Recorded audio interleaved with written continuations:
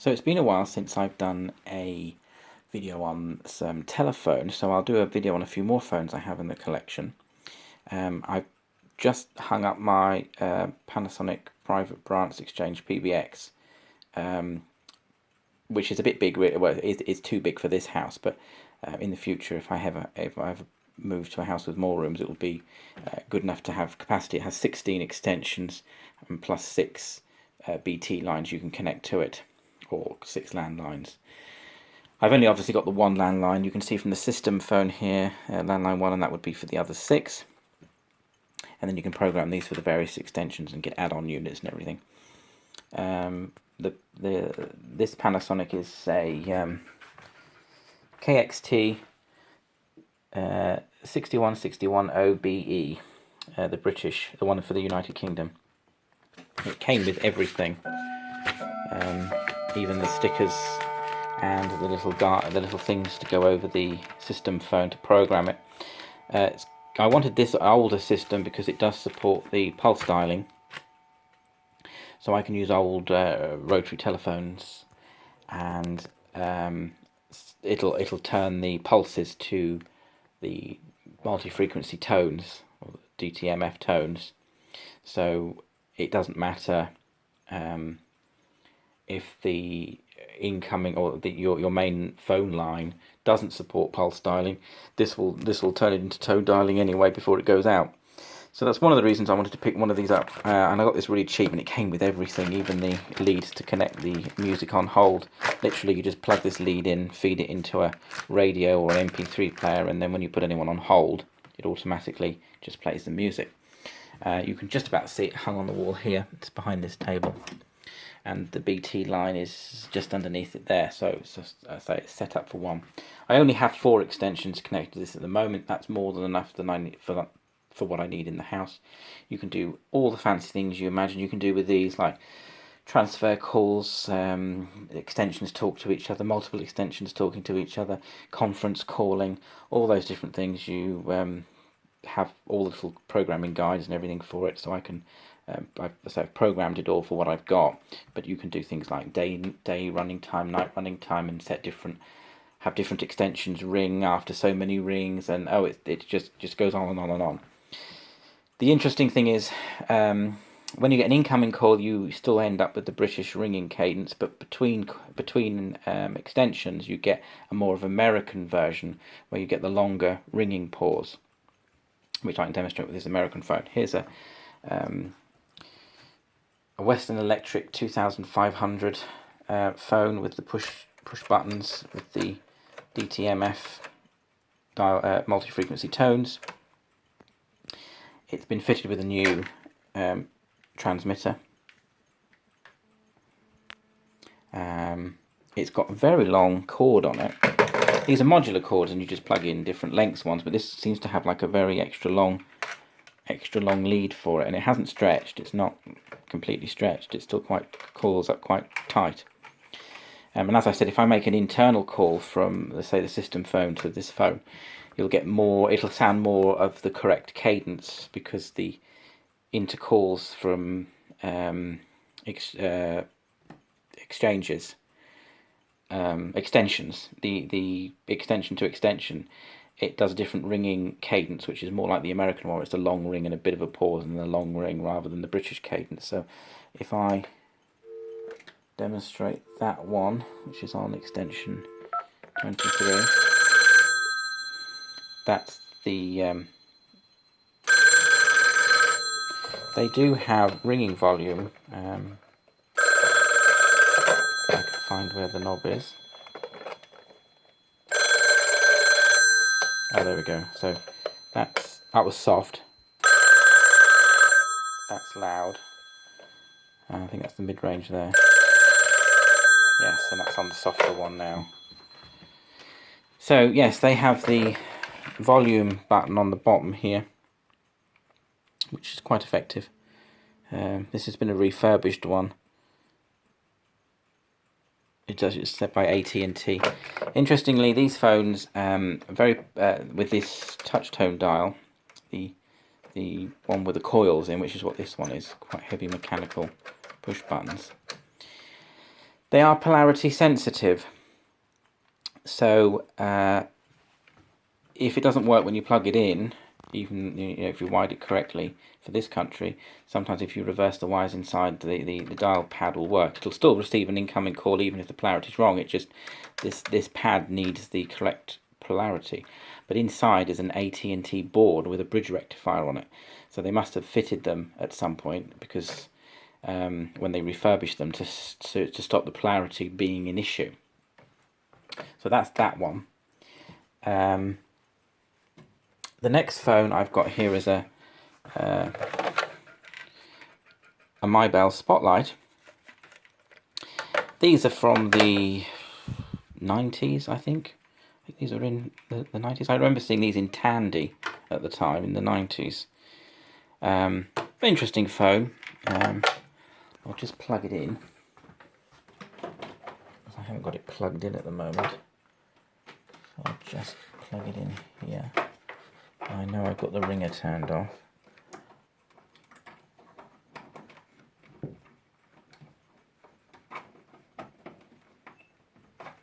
There we go. It's in the wall-mounted configuration at the moment. I need to switch this bit round, so that's now in the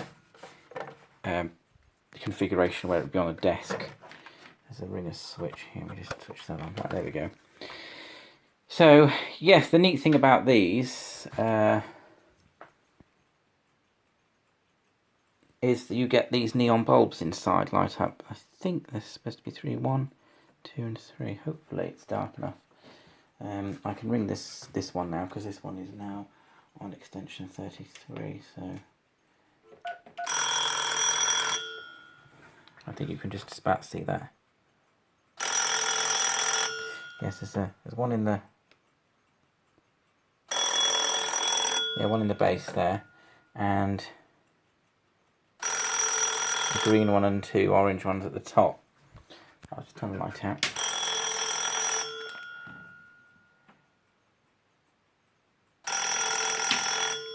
So yeah, a neat little phone, and of course when you lift it up, the dial pad lights up as well. My mobile phone's interfering with this at the moment, and you can switch it between pulse and tone. So to prove that the PBX can understand pulse or tone, if I put it onto pulse and I dial the system phone, which is extension 21. Oh, it's timed out. There you are, you see, so it's ringing that, and that's with it set to pulse. So I do it again. Now I switched it to tone. There we are. See, so yeah, and you've got a redial and a recall button. So that's it. That's that one. The other interesting phone I have here. I'm just going to plug the Mybelle Spotlight one. I'll just plug this other phone in.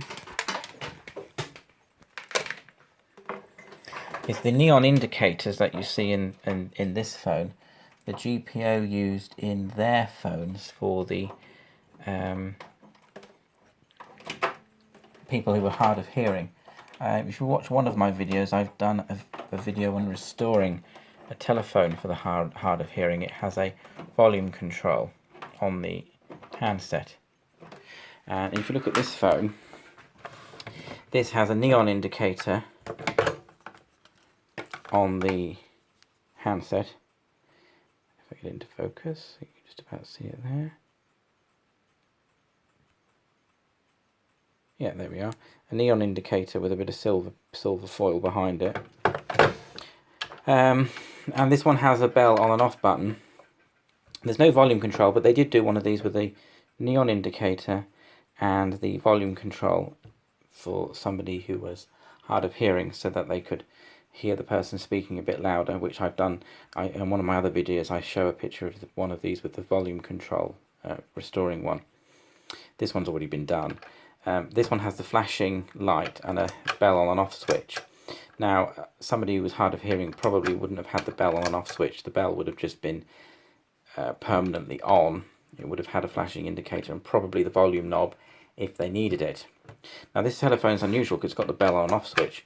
But if you look, it's actually come out of a hospital or care home or something like that, and it was on a PBX as well, a private branch exchange. To get to the to dial the emergency numbers here, you've got cardiac arrest, which is 333, and 222. When I've googled the number, it is actually a hospital, so it did come from a hospital.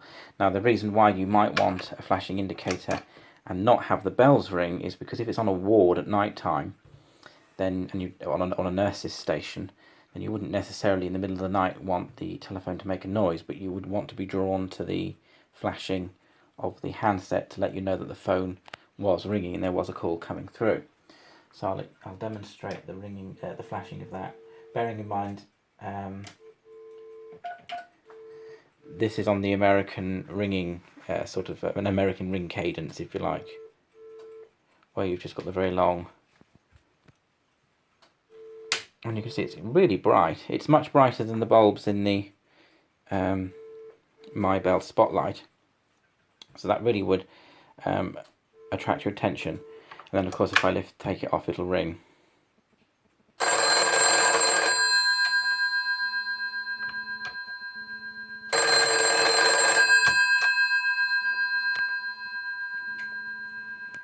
So yes, that's the